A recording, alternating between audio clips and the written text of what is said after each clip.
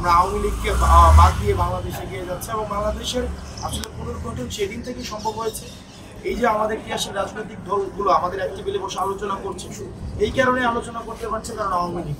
তো বাংলাদেশের রাজনীতি পুনর্গঠন সেদিন থেকে শুরু হয়েছে যেদিন আওয়ামী লীগবিহীন বাংলাদেশ শুরু হয়েছে। বিএনপি এবং জামাতে ইসলামী সেটা হচ্ছে আওয়ামী লীগকে কাছে টানার একটি বিভিন্নভাবে বিভিন্ন প্রতিষ্ঠা আমরা সোশ্যাল মিডিয়াতে দেখেছি যে করা হচ্ছে ভোটার হিসেবে।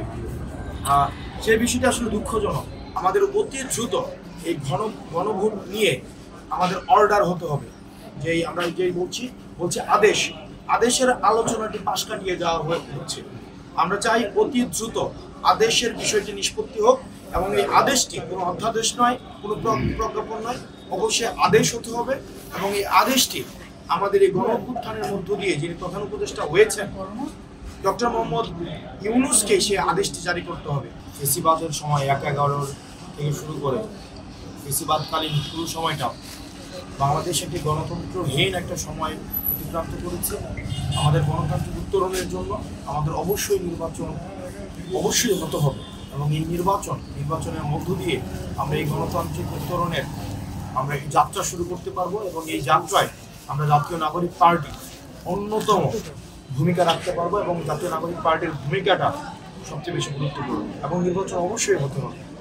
তবে যে বিষয়টি হচ্ছে নির্বাচন হওয়ার আগে আমাদের কিছু কাজ ছিল, সেই কাজগুলো সম্পন্ন হবে না। তো এই কাজগুলো সম্পন্ন হওয়ার একটা প্রক্রিয়ায় একটা পর্যায়ে এসে আমরা পৌঁছেছি। সেই পৌঁছানোর একটি যে বিষয় আপনারা গতকাল থেকে দেখছেন না এর বিষয়, অর্থাৎ সংস্কারগুলো মৌলিক সংস্কারগুলোতে একটি প্রস্তাবনা এসছে। সেই মৌলিক সংস্কারগুলোর পক্ষে যারা আছেন তারা বলছেন এবং এই মৌলিক সংস্কারের বিপক্ষে যারা অবস্থান নিয়েছেন, বিশেষ করে তত্ত্বাবধায়ক সরকারের প্রশ্নে, বিশেষ করে এনসিসির প্রশ্নে, আমাদের দুদকে স্বাধীনভাবে কি নিয়োগ করা হবে কিনা সেটির প্রশ্নে, আমাদের যেই কনস্টিটিউশনাল এবং ইনস্টিটিউশনাল রিফরমেশনের মৌলিক প্রশ্নগুলোকে এখন বর্তমানে না এর মধ্য দিয়ে তারা তাদের অবস্থান জানান দিচ্ছে। যারা এর পক্ষে রয়েছেন, ইয়েস এর পক্ষে রয়েছেন, তারা মৌলিক সংস্কারের পক্ষে অবস্থান করছেন। অন্যদিকে যারা নায়ের পক্ষ নিয়েছেন তাদের এই জায়গায় বিষয়টি স্পষ্ট হয় যে মৌলিক সংস্কারের যে বিষয়গুলো এসছে সেটির বিপক্ষে তারা অবস্থান নিচ্ছে। তো এখন আমরা আমাদের জায়গা থেকে যে বিষয়টি না এর পাশাপাশি আমরা যে বিষয়টিকে আমরা গুরুত্ব দিতে যাচ্ছি এনসিপির পক্ষ থেকে, সেটি হচ্ছে আমাদের অতি দ্রুত এই গণভোট নিয়ে আমাদের অর্ডার হতে হবে, যে আমরা যেই বলছি আদেশের আলোচনাটি পাশ কাটিয়ে যাওয়া হচ্ছে। আমরা চাই অতি দ্রুত আদেশের বিষয়টি নিষ্পত্তি হোক এবং এই আদেশটি কোনো অধ্যাদেশ নয়, কোনো প্রজ্ঞাপন নয়, অবশ্যই আদেশ হতে হবে এবং এই আদেশটি আমাদের এই গণঅভ্যুত্থানের মধ্য দিয়ে যিনি প্রধান উপদেষ্টা হয়েছেন ডক্টর মোহাম্মদ ইউনূসকে সে আদেশটি জারি করতে হবে। কোনো ফেসিস্টের রেখে যাওয়া আমাদের যে ফেসিস্টের লিগেসি যিনি ধারণ করছেন চুপ্পু, এই আদেশ দেওয়ার কোনো এখতিয়ার নেই এবং এই গণঅভ্যুত্থানের লিগেসি হিসাবে ডক্টর মোহাম্মদ ইউনূসকেই আদেশটি দিতে হবে। এই বিষয়টিও আলোচনায় প্রাসঙ্গিক হওয়া উচিত। তার পরবর্তী জি আফতাব ভাই, আমার একটু কয়েকটা প্রশ্ন আছে। সেটা হচ্ছে আমরা যেটা দেখলাম যে বিএনপি এবং জামায়াতের সাথে আপনাদের একটা দূরত্ব তৈরি হয়েছিল, সেই দূরত্বটা কমেছে কিনা বা এই দূরত্ব কমার কোনো মানে প্রক্রিয়া শুরু হয়েছে কিনা, এই একটা বিষয়। আরেকটা বিষয় আমরা দেখতেছি মাঠ পর্যায়ে বিএনপি এবং জামাত দুই দলই আপনার আওয়ামী লীগের ভোটারদেরকে তাদের পক্ষে টানার চেষ্টা করতেছে। এই ক্ষেত্রে আপনাদের কোনো এরকম উদ্যোগ আছে কিনা? আরেকটা বিষয় হচ্ছে আপনারা কোনো রাজনৈতিক জোটে যাবেন কিনা, যদি যান কাদের সাথে যাবেন এবং কি শর্তে যাবেন?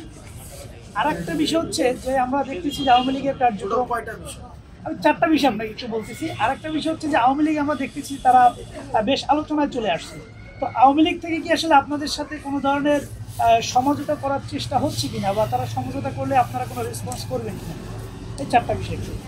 নম্বর ওয়ান, আওয়ামী লীগ এখানে নাম্বার ওয়ান হচ্ছে যে বিএনপি এবং জামাতের সাথে যে দূরত্ব তৈরি হয়েছে যেটি বলছি সেটি সত্য নয়। আমরা যে বিষয়টা হচ্ছে ক্রিয়াশীল বাংলাদেশে যে রাজনৈতিক দলগুলো রয়েছে তাদের সাথে সবার সাথে প্রত্যেকটি রাজনৈতিক দলের ওয়ার্কিং রিলেশন থাকে, সংস্কারের পক্ষে যারা অবস্থান নেয় এবং আমরা দেখেছি যে বিভিন্ন সময় আমরা যে সংস্কার প্রস্তাবনা দিয়েছি সেটির সাথে কখনো আমরা দেখেছি জামাত একমত হয়েছে, আবার কখনো কখনো তারা তাদের অবস্থান পরিবর্তন করেছে।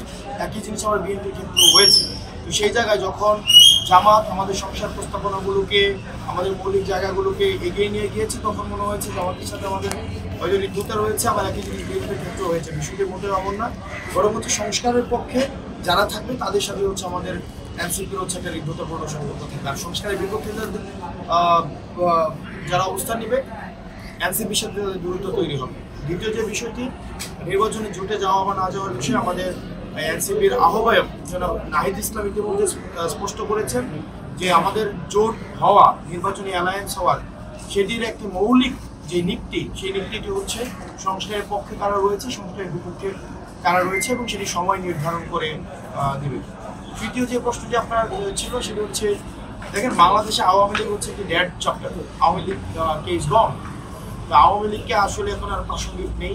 আমরা আওয়ামী লীগকে বাদ দিয়ে বাংলাদেশে এগিয়ে যাচ্ছে, এবং বাংলাদেশের আসলে পুনর্গঠন সেদিন থেকে সম্ভব হয়েছে। এই যে আমাদের ইতিহাসের রাজনৈতিক দলগুলো আমাদের এক টেবিলে বসে আলোচনা করছে, এই কারণে আলোচনা করতে পারছে কারণ আওয়ামী লীগ। তো বাংলাদেশের রাজনীতি পুনর্গঠন সেদিন থেকে শুরু হয়েছে যেদিন আওয়ামী লীগবিহীন বাংলাদেশ শুরু হয়েছে। তো এই ক্ষেত্রে আওয়ামী লীগের আবার পুনর্বাসন, আওয়ামী লীগের আবার হচ্ছে আপনার কোনোভাবে এই সমঝোতা, এই প্রশ্নগুলোই অবাঞ্ছিত, বিশেষ করে এনসিপির কাছে এটা কোনোভাবেই সম্ভব নয়। তৃতীয়ত যে বিষয়টি সেটি হচ্ছে, আমরা দেখেছি যে আপনি বলেছেন যে বিএনপি এবং জামাতে ইসলামী সেটি হচ্ছে আওয়ামী লীগকে কাছে টানার একটি বিভিন্নভাবে বিভিন্ন প্রতিষ্ঠান আমরা সোশ্যাল মিডিয়াতে দেখেছি যে করা হচ্ছে ভোটার হিসেবে। সেই বিষয়টি আসলে দুঃখজনক যে সেই বিষয়টি আসলে তাহলে বিগত সময়ে যে আন্দোলনগুলো, যেই বিএনপির ত্যাগী নেতারা মাঠে ময়দানে যারা জীবন দিয়েছে, রক্ত দিয়েছে, ঘাম দিয়েছে, শ্রম দিয়েছে, যারা পালিয়ে থেকেছে, ঠিক একইভাবে জামাতে ইসলামের আমাদের ফেসিবাদের সময় যেসব ভাই বন্ধুরা আমাদের গুম হয়েছে, আমাদের হচ্ছে রক্ত দিয়েছে, রাস্তাঘাটে জীবন দিয়েছে, এই স্বৈরাচারকে তাড়াতে তাদের রক্তের উপরে দাঁড়িয়ে আবার সমঝোতা করা হচ্ছে। যে বিষয়টা আমরা সবসময় বলে আসছিলাম যে আন্ডারগ্রাউন্ড ব্যাকডোর কি করছে, আপনার ব্যাকডোর সমঝোতা করছে, এই বিষয়টি আসলে দিন দিন স্পষ্ট হচ্ছে।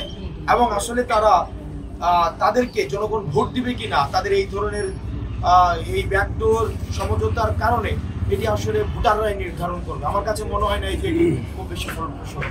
ভাই একটু জানতে চাই যে শাপলাকলি শিডিউলভুক্ত করা হয়েছে, আপনারা তো শাপলা চেয়েছিলেন এনসিপির পক্ষ থেকে, তো এ ব্যাপারে আসলে আপনারা কি বলবেন? আসলে আপনারা খুশি কিনা, বা শাপলাকলিটা আসলে শিডিউলভুক্ত করা ঠিক হয়েছে কিনা, বা আপনাদের মার্কা শাপলাকলি থাকবে কিনা, এই বিষয়ে যদি একটু আমাদের ক্লিয়ার করেন।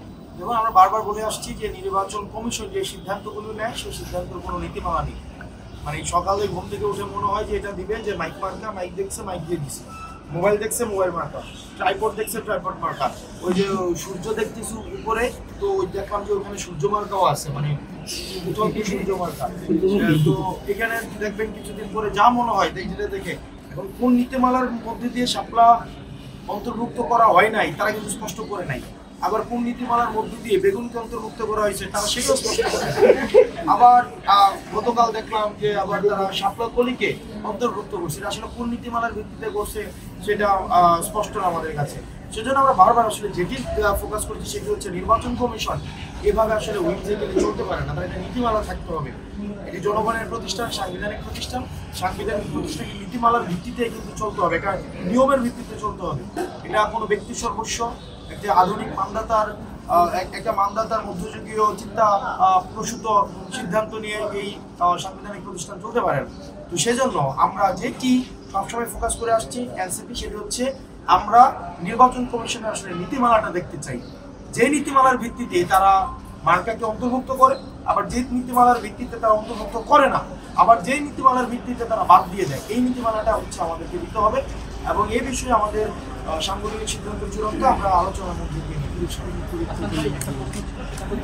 লাস্ট প্রশ্ন আপনারা আসলে আমার জন্য আমি 100টা প্রশ্ন দিতে হবে, কিন্তু আপনারা রোদ দাঁড়িয়ে আছেন, এটা আমাকে প্রশ্ন দিচ্ছে। বিশেষ হচ্ছে এই যে শাপলাকলির বিষয়টা বললেন, এটা কি আসলে ইসি আপনাদেরকে সান্ত্বনা দিচ্ছে কিনা, এবং আসলে শেষ পর্যন্ত কি এনসিপি শাপলাকলিতে যাবে কিনা, বা শাপলার ক্ষেত্রে কতটুকু অটল, যদি শাপলা না পাওয়া যায় তাহলে আপনাদের আন্দোলন কতটুকু কঠোর জায়গায় যাবে, বা কতটুকু কঠোর কর্মসূচি ঘোষণা করতে পারে আপনারা? আমাদের কর্মসূচি, আমরা জনগণ থেকে আমাদের কর্মসূচি আসে, যেন আপনাদের যে অভ্যুত্থানের সময় আমরা কর্মসূচি দেওয়ার আগে জনগণ দিয়েছি।